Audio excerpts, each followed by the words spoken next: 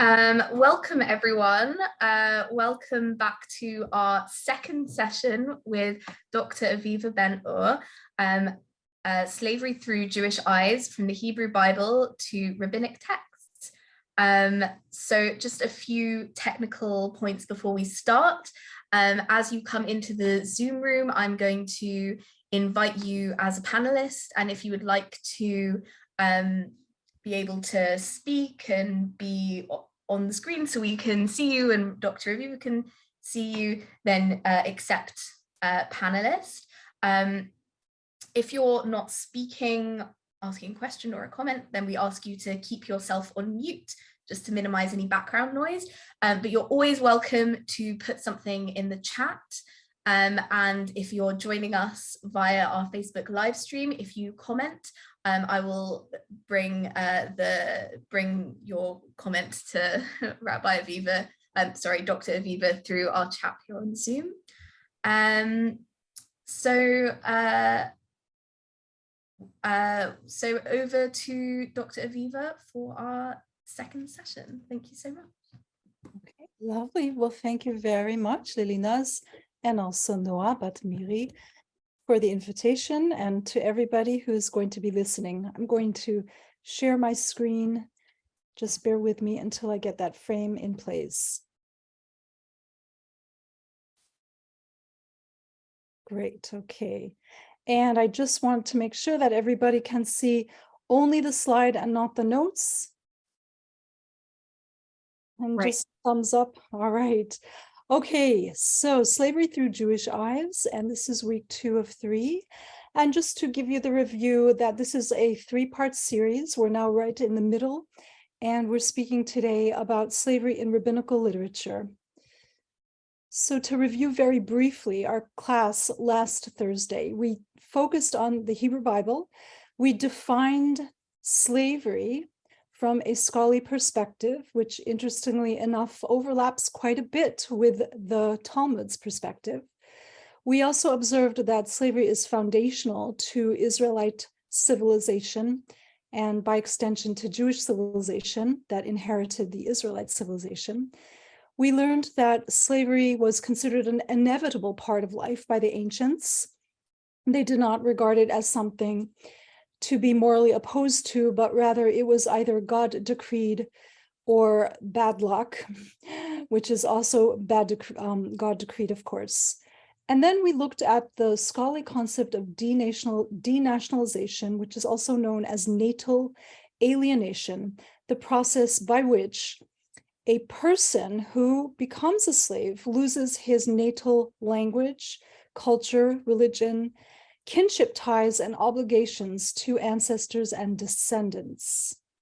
And if you think about it, in fact, this is exactly what Abraham in the Hebrew Bible also experienced when God told him, Lech lecha, go away from your homeland, your father, everything that is familiar to you, to a land that I will show you. That is also actually denationalization. But in that case, Abraham was not becoming a slave to a human being, but rather a slave to God. Then we also explored the extent to which Israelite or Jewish slaves were experienced slavery as objects, as chattel, or as human beings. And we saw that it was very varied, that in fact, there were some aspects of ancient Hebrew slavery as described in the Bible that depicted the Hebrew slaves as objects, but others in a sense that they were not objects, and they could indeed form kinship while they were enslaved to certain degrees, or maybe bring in a kin before slavery and keep that kin. So today we have a new set of questions, and you were wonderful. You all were very wonderful last time, and I wondered if I could call on you again, Tova, to read from this slide. Oh yes. How does the Talmud define slavery? Why does rabbinical literature include prayers thanking God for not making me a slave? What are identity slogans in ancient Greek culture, and how do they compare to the Shelo Asani Evet Shifcha prayers? What are some compelling reasons in rabbinical culture, including the Haggadah, to embrace the Hebrew word for slaves? rather than treated as a taboo word. Very good. All right, so let's begin by noting that there are actually three types of slaves in the Israelite and Jewish traditions.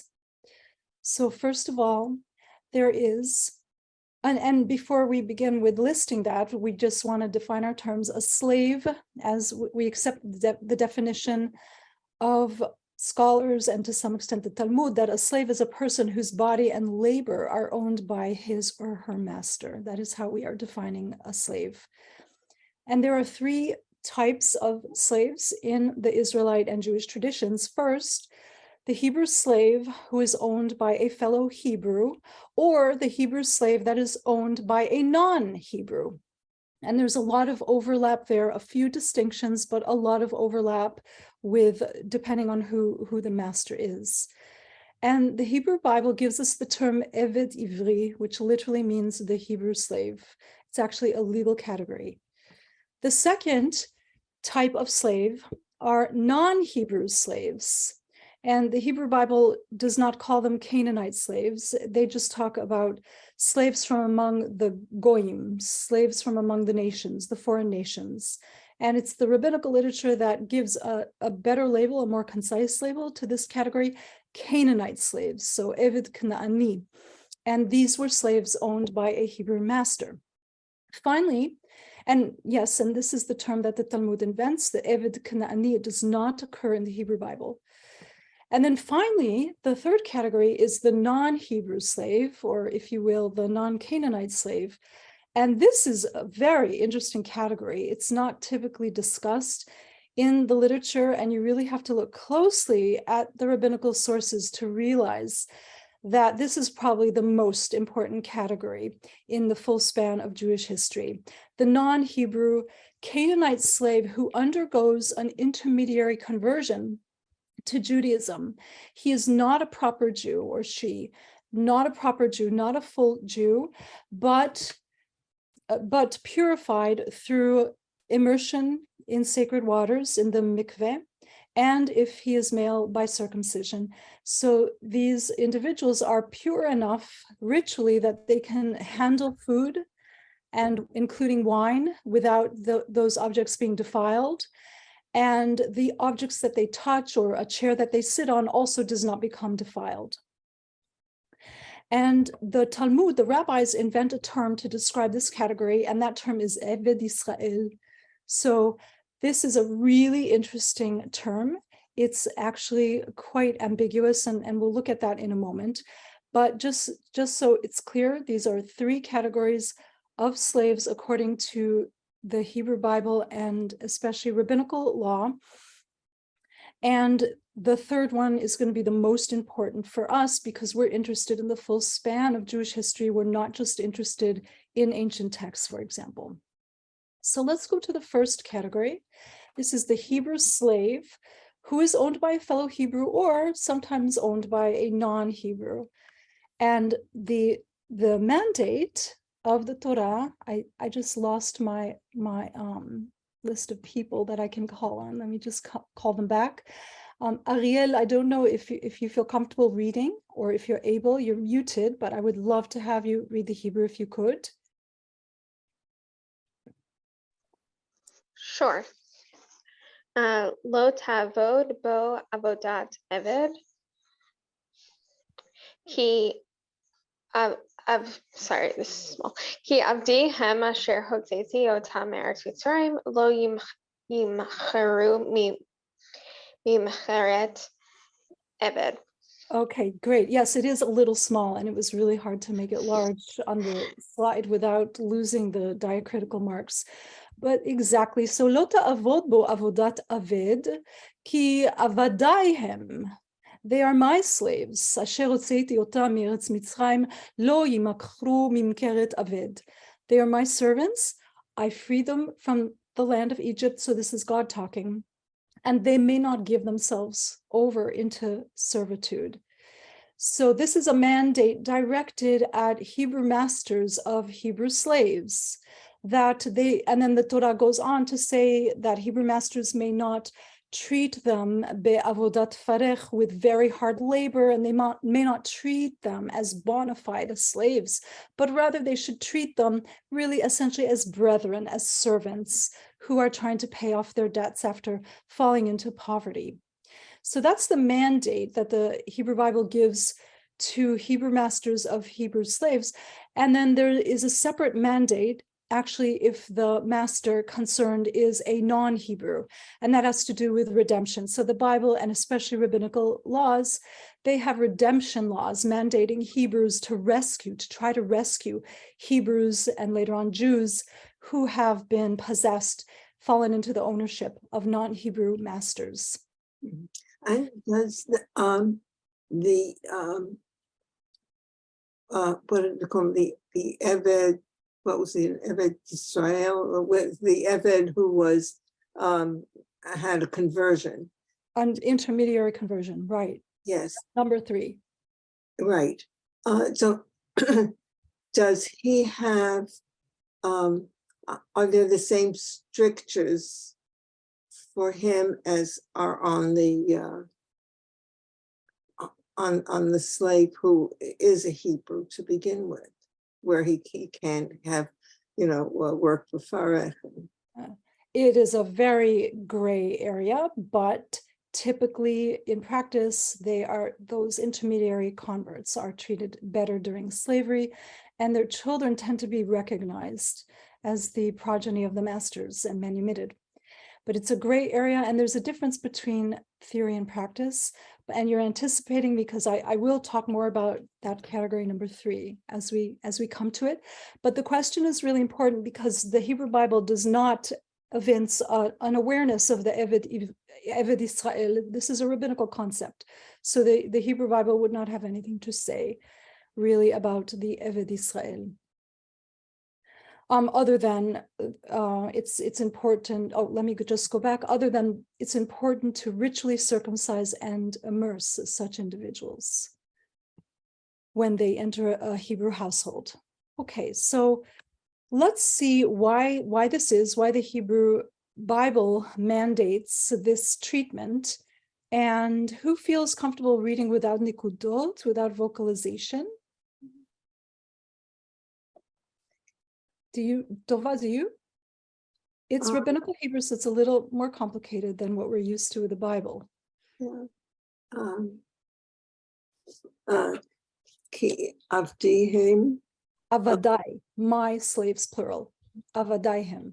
Avadihem. I don't know. Shitrei. Shtarai kadam. Kadam alehem mishal. Asher hotzeti otam me'eretz Mitzrayim al t'nai shelo yimkor yim. It's probably Hifael. Shelo yimker. I think it's Yimakar or Yimaker. Yimker eved. Right. Davar acher shelo yamidenu. I don't know. Simta. Simta is an alleyway. Yep. Yeah, it is. It's very difficult. This vocabulary is not used in contemporary Hebrew, and it's you really have to know the nikudot, and as you can see, it's a learning curve for myself as well. But basically, this rabbinical source, which dates to the 3rd century of the Common Era, is explaining what ki avadai hem li means, why God is saying they are my slaves. And what he's saying is that because the contract that I made, deed in the sense of a contract, the contract that I made with these Hebrews, the contract that they should be my slaves, that precedes and predates all other contracts that human beings thereafter have made, and any kind of claim that they have made on owning Hebrews. The reason is because I have rescued them from Egypt on condition that they would not be sold as a slave. This is why God took the Hebrews out of slavery. The condition was that they would not be sold as a slave. And then the the rabbi who wrote this piece, we're actually not sure who wrote Sifra. There are some good guesses, but we think it's 3rd century of the Common Era. He explains further that these Hebrews should not be set up in a roadside sale or in an alleyway, basically to be set upon an auction block, so that the commandment is, if you enslave a Hebrew, this cannot be done in public in a humiliating way, treating Hebrews as merchandise.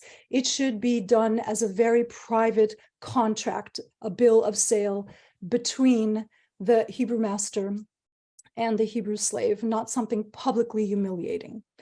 So this is the explanation for why the Hebrew slave should be treated very differently than the non-Hebrew slave.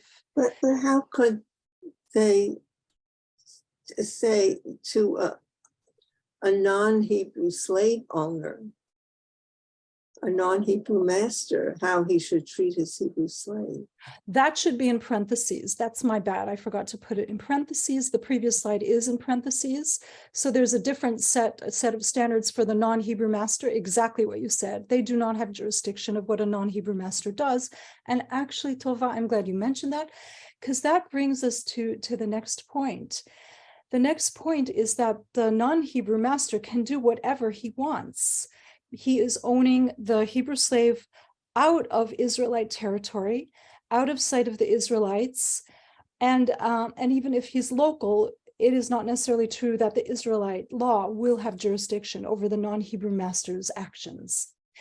What that means is that Hebrew slaves owned by non-Hebrew masters are not considered Jews. They're not considered Hebrews, and later on, the rabbis do not consider them Jews. Why do you think that is?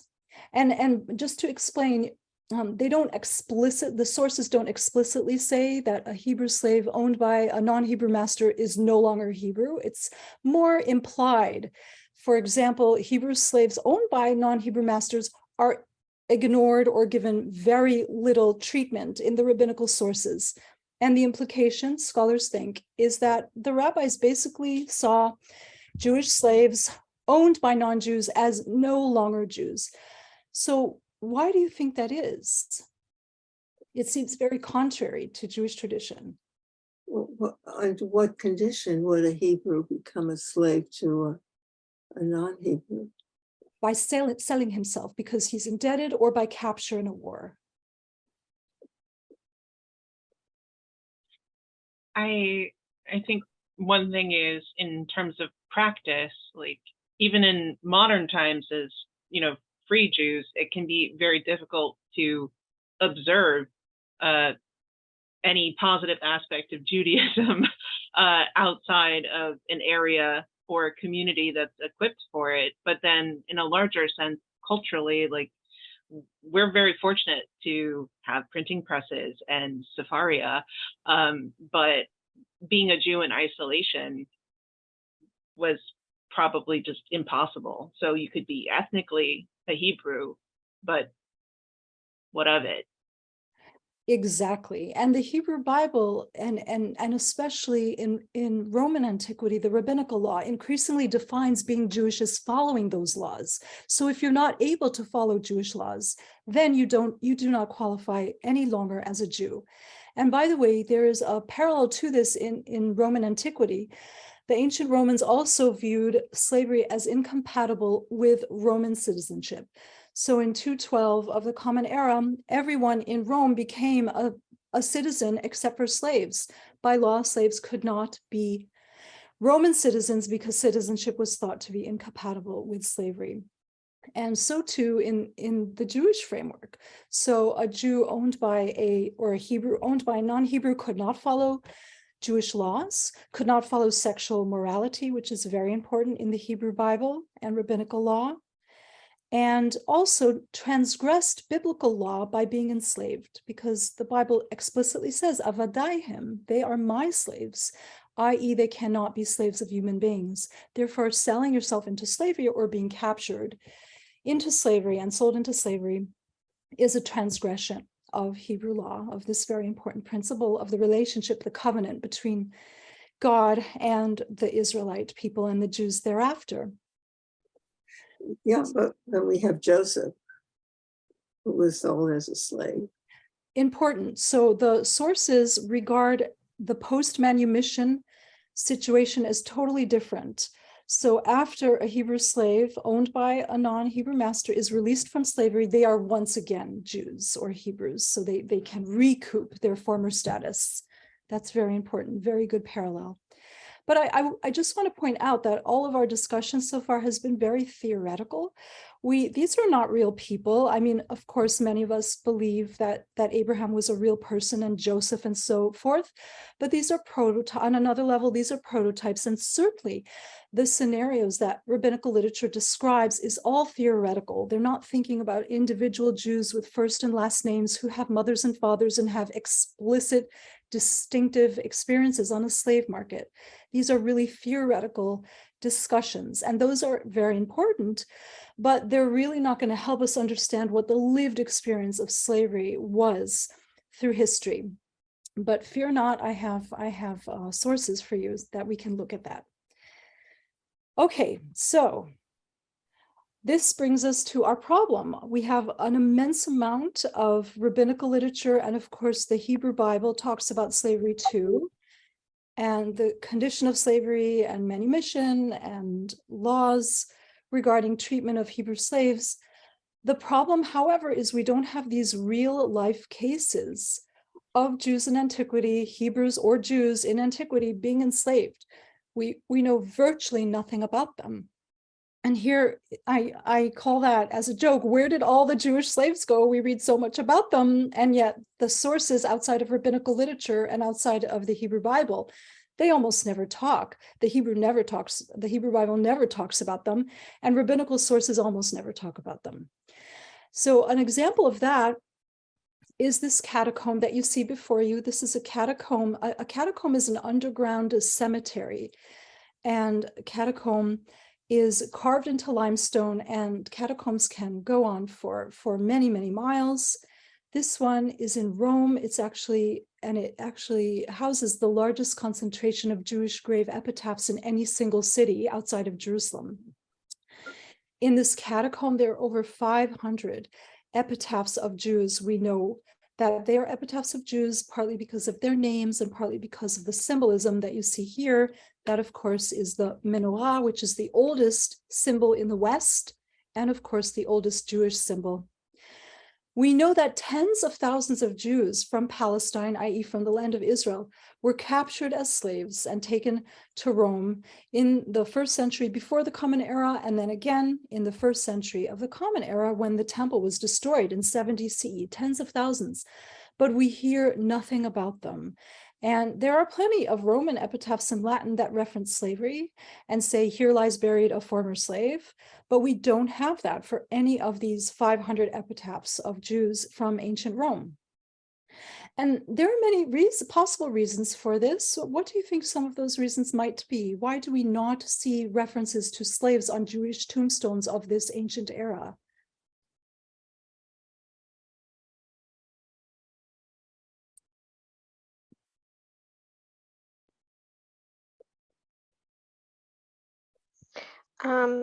To jump in, if you were able to have family or connections pay for that type of engraving or epitaph upon your death, are you enslaved? Is that even like a compatible reality to be in that position?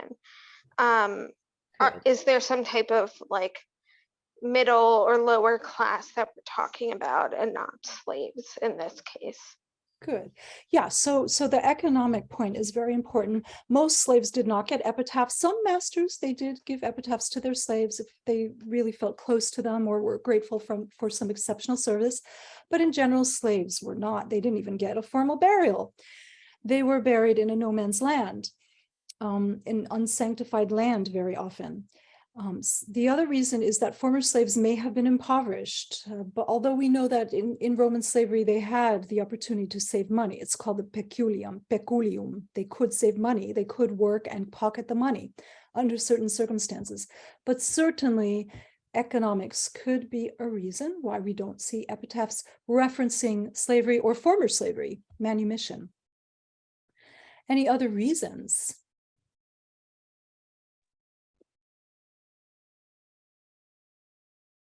Maybe socially it was something felt to be something to be ashamed of or not mentioned. Exactly, that's right. And so perhaps they were ashamed in general to be a slave, or maybe Jewishly ashamed because of what we just said. Being enslaved was a breach of the contract between the Jewish person and God. Absolutely. Or maybe they detested their master and their experience of slavery, and they did not want it referenced at all in writing. But another reason, and this is one that comes from the historian Catherine Hager, is that slaves did not, that there are no references to former slavery or slavery, because they were not Jews, because the people enslaved as Jews lost their Jewishness and they were simply assimilated into the majority culture. And this again is called denationalization or natal alienation. This is an important reality of slavery.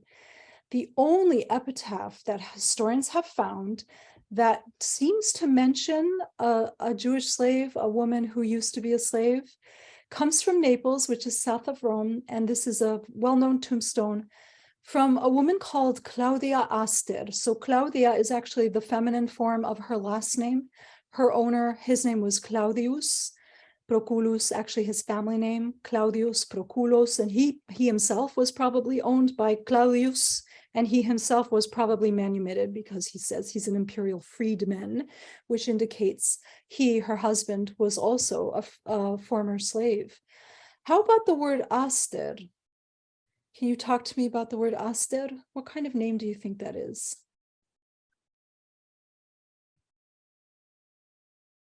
Maybe referring to the goddess. Referring to? The goddess. Yes, very good. The Ishtar, very good. Yes, the ancient goddess, who is the goddess, let me think, I'm trying to remember, is it a star goddess?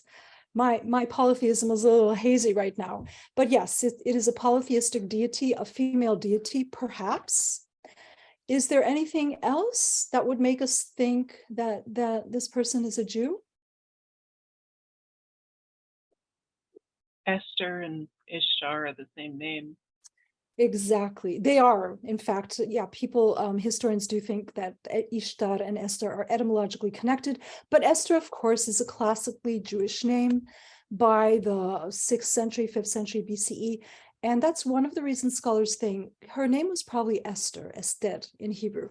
But another giveaway, which is even stronger, is where she came from. And she came from Jerusalem. And not only that, she was a captive from Jerusalem. So in Latin, it says, Hierosolimitana captiva, a captive from Jerusalem. And as we know, there were about 30,000 Jews from Jerusalem and the greater land of Israel who were captive and enslaved during the upheaval, alone in the upheaval of the 1st century when the Jews rebelled against Rome and their temple was destroyed by the Romans. And she was a young woman. She died at the age of 25, and she may indeed have witnessed the depiction of the destruction of Jerusalem that you see below to the right. And this is David Roberts, the Scottish painter's famous depiction in his imagination of what the temple might have looked like in flames. He lived in the 19th century and spent quite a bit of time in the Middle East painting scenes real and imagined.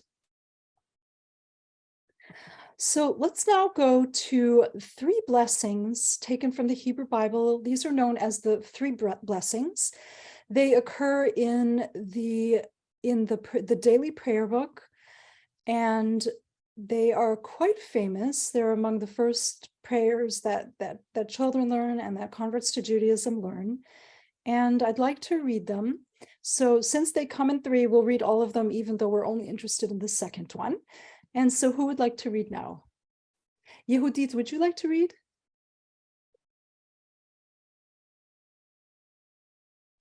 I'm sorry, I'm not in a place where I can read, so I'd rather not. Thank you. Yeah, no problem. Who would like to read? Tova, do you want to try it again? Sure.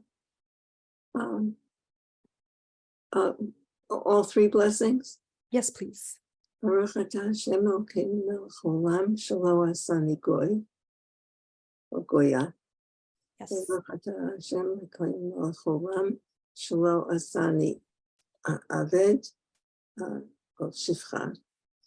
Baruch atah Hashem Elokeinu melech haolam shelo asani isha. Okay, so of course, this one is the second one in green. That is the one that we're interested in. And of course, women in some versions of the prayer book say She'asani kirtzono, and some even say She'asani isha. These prayers have been very volatile throughout Jewish history. Many changes have been made to them, both because of the censorship of the church or because of some kind of internal Jewish decision to make some kind of ideological change. But these prayers are very, very ancient. And the first version that we have of the slave prayer goes all the way back to the 8th century of the Common Era. They're found in the Cairo Geniza. If you know about that archive, that was an archive from medieval Egypt that was discovered by scholars in the 19th century with 1,000 years of documents in Hebrew and other Jewish languages. So this slave prayer was also found in there, and it was dated to the 8th century, but probably these prayers date to much earlier, since they are mentioned also in the Talmud in different versions.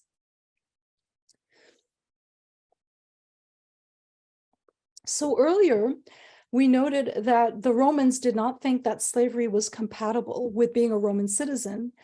And we drew a parallel from that to Jews who did not think slavery was compatible with being a Jew. Here we see another parallel, and that is the polytheistic Greeks, the Greeks who believed in many gods. They also had these very similar prayers. Scholars call them identity statements or identity slogans. And the philosopher Socrates from the 5th century before the Common Era in ancient Greece, he said that he would like to thank fortune, because of course the Greeks were polytheistic. He used to say that there were 3 blessings for which he was grateful to fortune. First, that I was born a person and not a beast. Next, that I was born a man and not a woman. And third, that I was born a Greek and not a barbarian. So in this identity slogan, he doesn't mention slavery, but he does mention lower class people, i.e. beasts, women, and non-Greeks. And this is a direct parallel showing again that Jews were part of a shared culture. And it's not that they borrowed from other cultures, they were part of that culture. They were helping to create the cultures in which they lived. So let me ask you this, why would Jews thank God every morning for that God did not make them a slave? Why would they do this?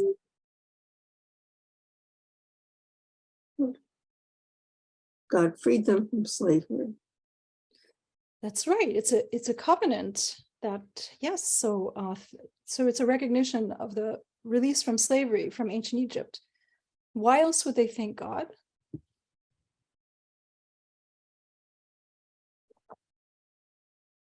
And this has to do with commandments. Oh, I think I have some chats that I should not ignore here. Well, what I was always told about this is, these seeming hierarchies are about our ability to control our own time and free will and perform the mitzvot.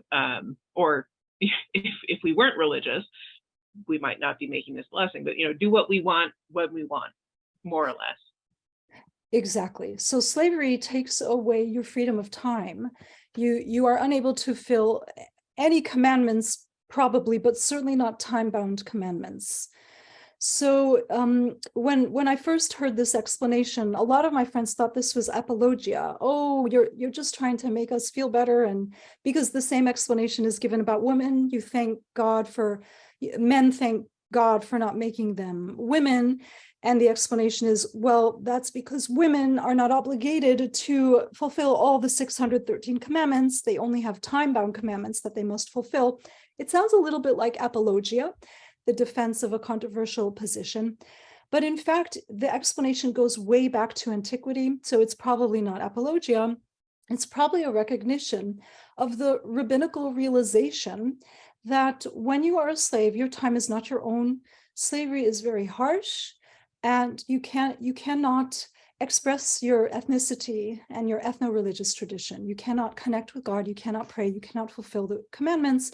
And as we just learned, for the rabbis, fulfilling commandments is what makes you a Jew. That is how the rabbis increasingly define Jewishness, not as a belief system or even necessarily an ancestry, but rather the acceptance of a series of commandments and fulfilling those commandments.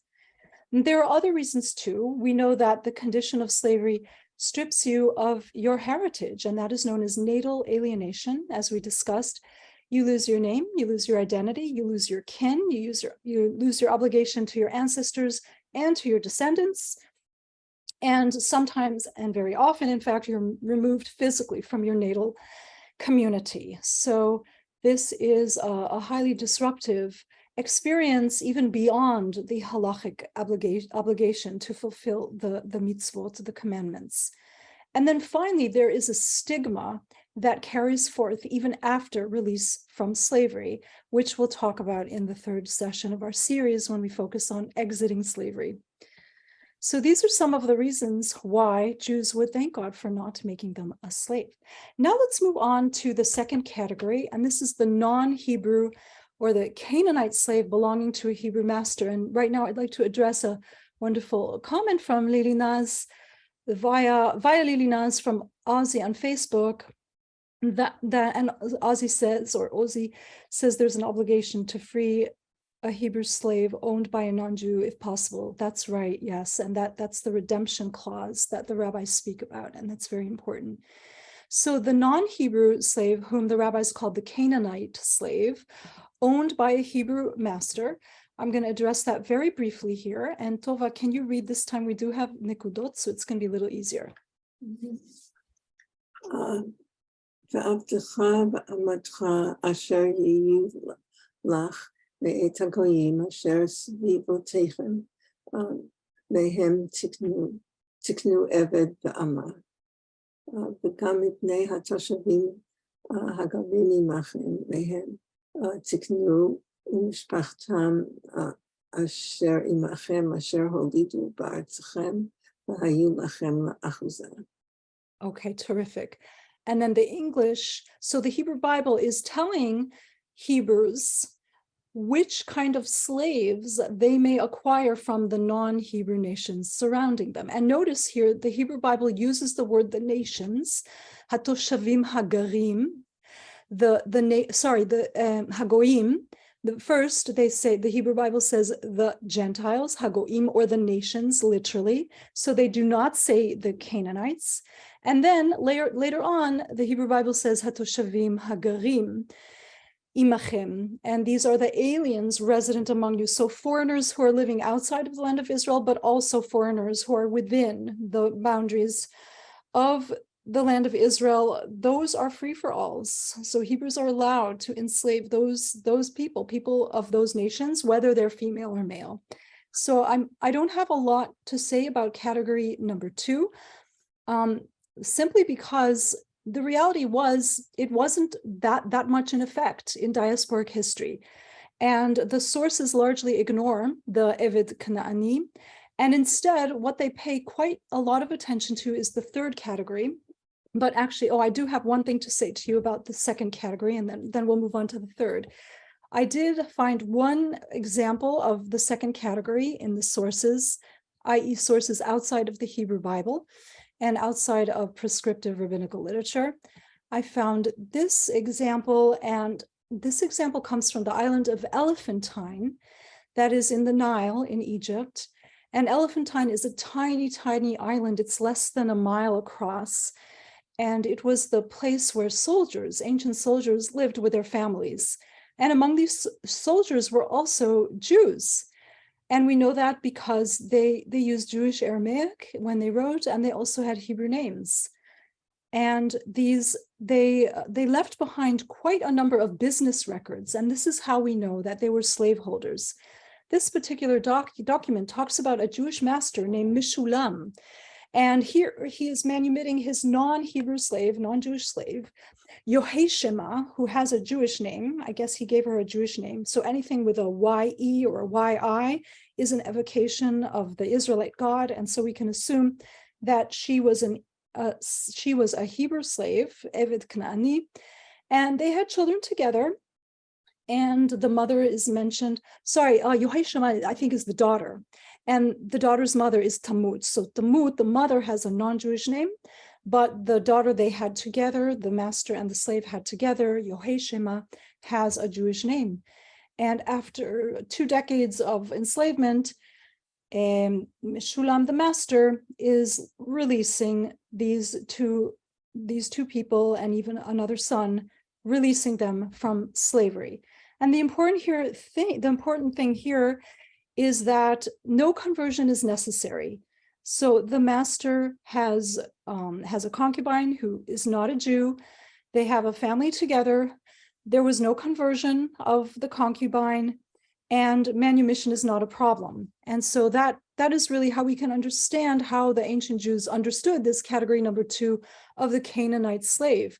You can marry them, not marry them, excuse me. You can cohabit with them. You can have children with them, and then you can eventually manumit them. And the children, you can recognize the children you have together as bona fide Jews. But during slavery, they are not Jewish. So let's go to our third category, which is, again, the one I mentioned that we see quite a bit about in diasporic history over the course of 2,000 years. And this is the category of the non-Hebrew or Canaanite slave, as the rabbis called him, who undergoes an intermediary conversion to Judaism.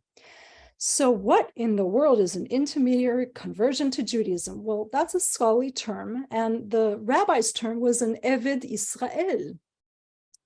So an Eved Israel was a non-Hebrew, a non-Jewish slave who is purchased by a Hebrew or a Jew and undergoes immersion in the mikveh, and if he is male, undergoes circumcision, in order that these two genders, the male and the female, may serve the Jewish household without bringing ritual impurity into the household. Now, look closely at this term, Eved Israel. It's very, very ambiguous. How is it ambiguous? It can mean 2 things.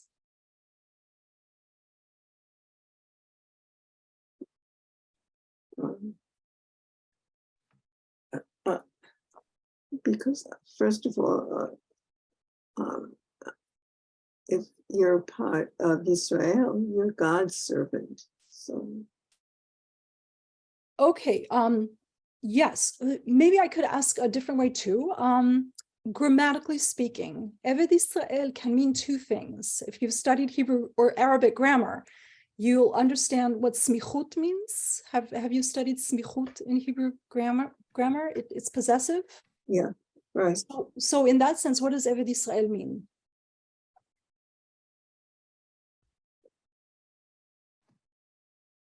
Possessive form.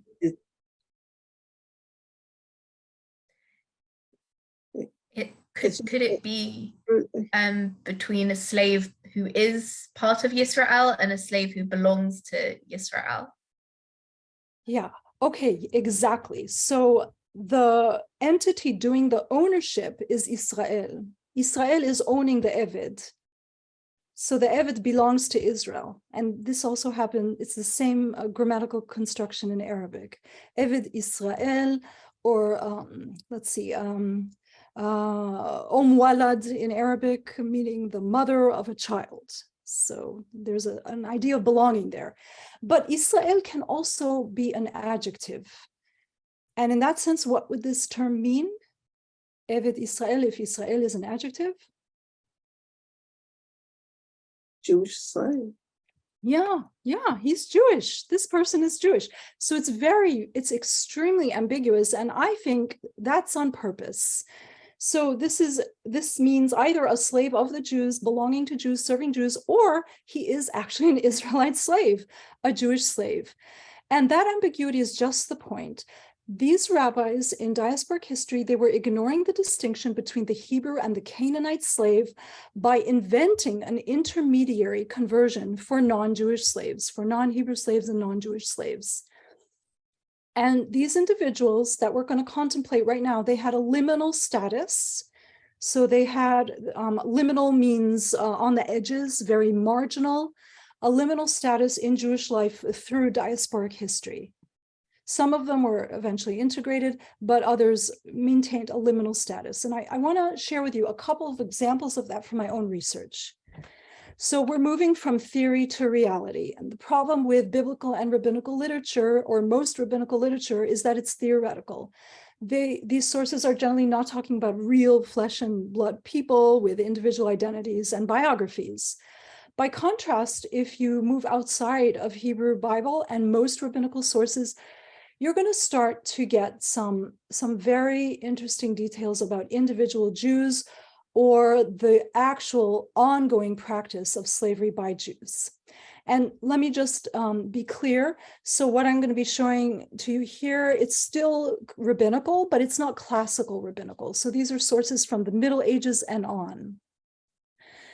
Now, this book that you see before you, this is the title page from a medieval book that was written in Central Europe in the 12th century. It was copied in the 13th century by a Jew, a rabbi called Yitzchak ben Moshe, and he lived in Vienna. And it's a very, very long book. It's, as you can see, it's a manuscript. I don't believe it's ever been published, but scholars have started to read it and write about it. And lo and behold, one scholar recently found out that he talks about slavery. I mean, real slavery, not theoretical slavery, not legendary slavery of the Hebrew Bible, but the slavery that he was observing in his surrounding. And what he talks about there is that Jews in Central Europe have a ritual after purchasing a slave, and these slaves probably came, by that point, they were probably coming from Circassia or from Slavic lands, from Eastern European lands. These Jews would have a ritual after purchasing these people. First, if the enslaved person was a male, they would circumcise them.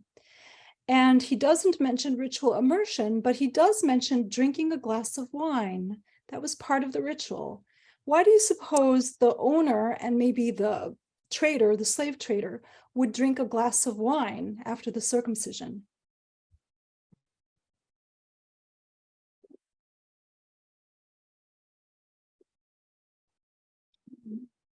And it has to do with purity, actually.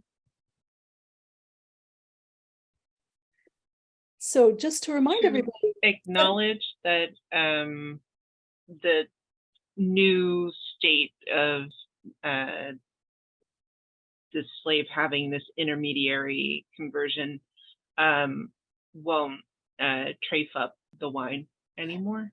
Exactly. That's exactly what it is. So now that the man is circumcised, he cannot render the wine impure. It's no longer yain nesich, wine that could be used for idolatry. And a Jew can enjoy the wine in the presence of his servant, of his slave, and the slave can even serve this wine to his master. But can this slave who's now circumcised and drinking wine, can he marry a Jewish girl?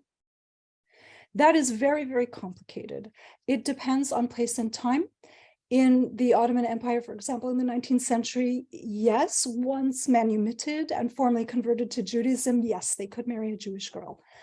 But by the way, it is the slave here. The slave is not drinking the wine in this scenario. It is the master and the slave trader. So this is not a commensality, to use a term from food studies. They're not enjoying a glass of wine together. The slave is excluded from the second part of the ritual. But he could serve the wine. He can serve it, exactly. Now I'm going to show you a couple of more examples, which shows you that this ritual and slave ownership and slave trading was very much a live tradition among diasporic Jews. And this comes from my own research emanating from my recent book, Jewish Autonomy in a Slave Society. This is the Orden de Bendiciones. It came to my attention from Michael Studmun Halevi, a scholar who is based in Hamburg. And he found this prayer book published in Amsterdam in the late 17th century, where there is actually a prayer that you're supposed to say when you purchase a slave. There it is again. So let me ask Tova or anybody else, if anybody else would like to read. Noah, would you like to try this one? And I want to apologize that the script is a little unclear and small. And if it's too unclear, I'll take over. It's no problem. This one's a little above my pay grade. What was that? I would prefer not to read it. No problem. Okay, so Rachum Rachem ושכור אדון העבד הזה לשמוח במעשיו ולהשתבד בו ובבניו אחריו כאמור it's tiny for me too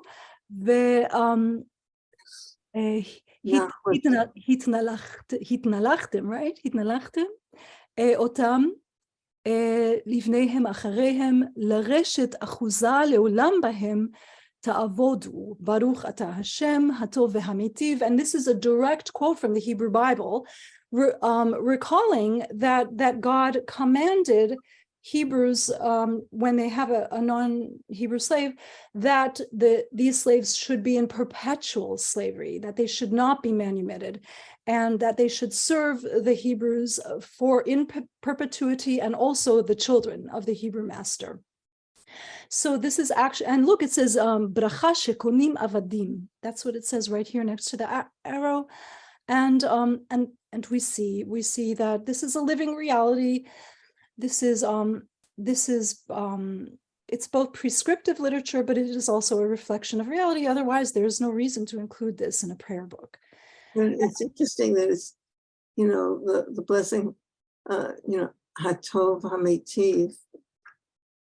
I mean, it doesn't sound like a very good thing. Yes, and this is very important because it shows that their lives, their framework of reality was totally different from our framework. Our framework is post-abolitionist.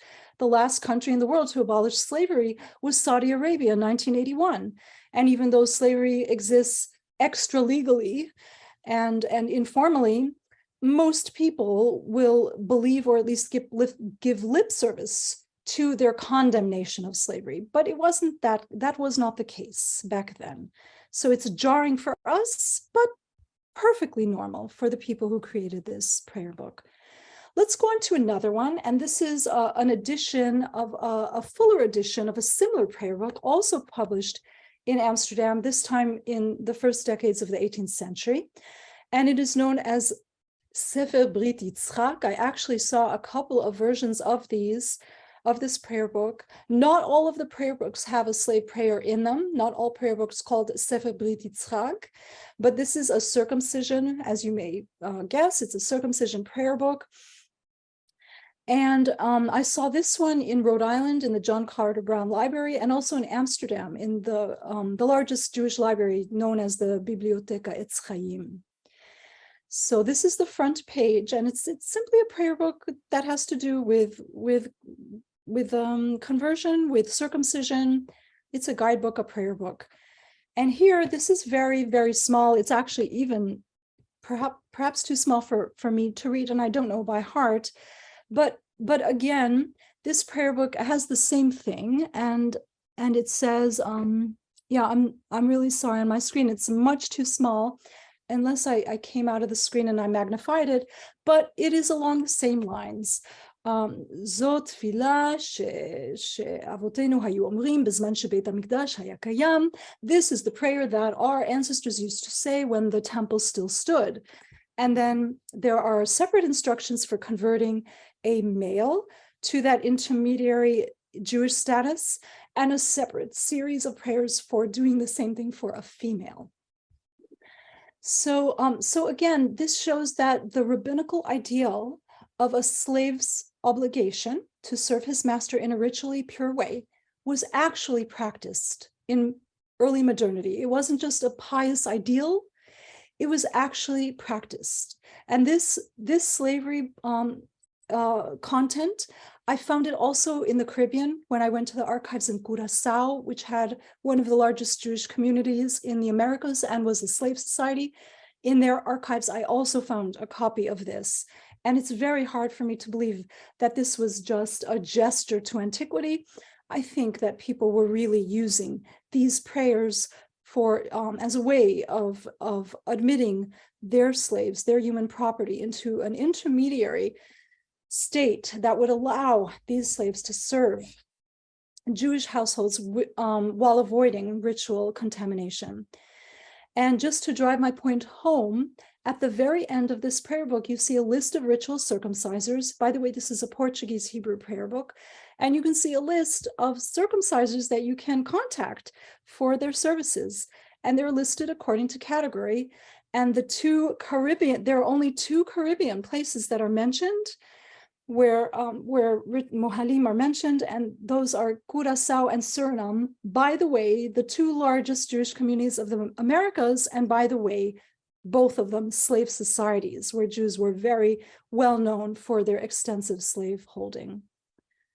So that brings us to our last slide. And just to conclude with some thoughts, why is this important? First of all, this teaches us that Jews had practices regarding slavery that were different from the practices of Christians and Muslims. And if we had more time, I could tell you what Christians and Muslims did. Muslims also circumcised their slaves, but other than that, the treatment was totally different. And Christians, of course, the treatment was completely different because Christianity is a religion of faith and not a religion of law. It's not a no-mystic religion.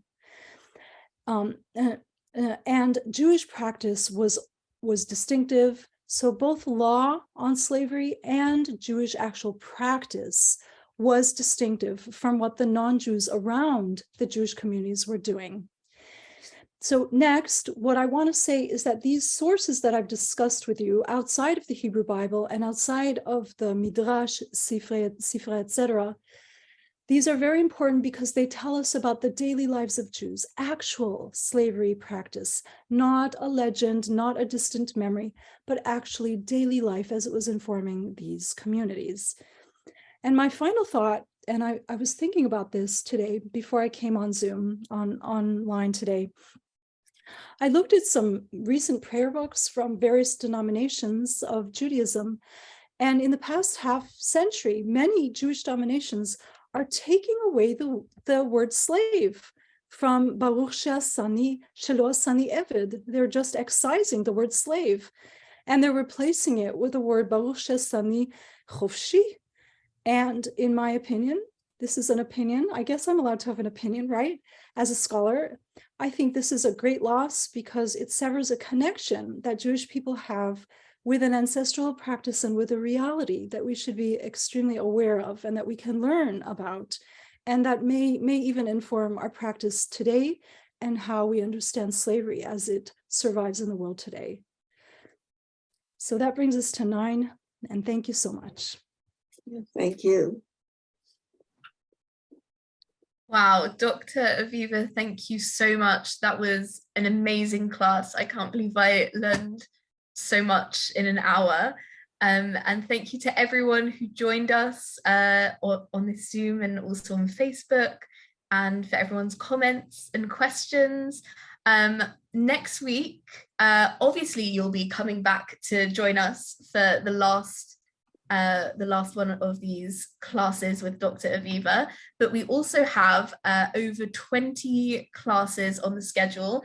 And if you want to learn more about them and register for more classes, you can find them all at drisha.org. Thank you very much for joining us. Shabbat Shalom. Thank you so much. Shabbat Shalom to everyone.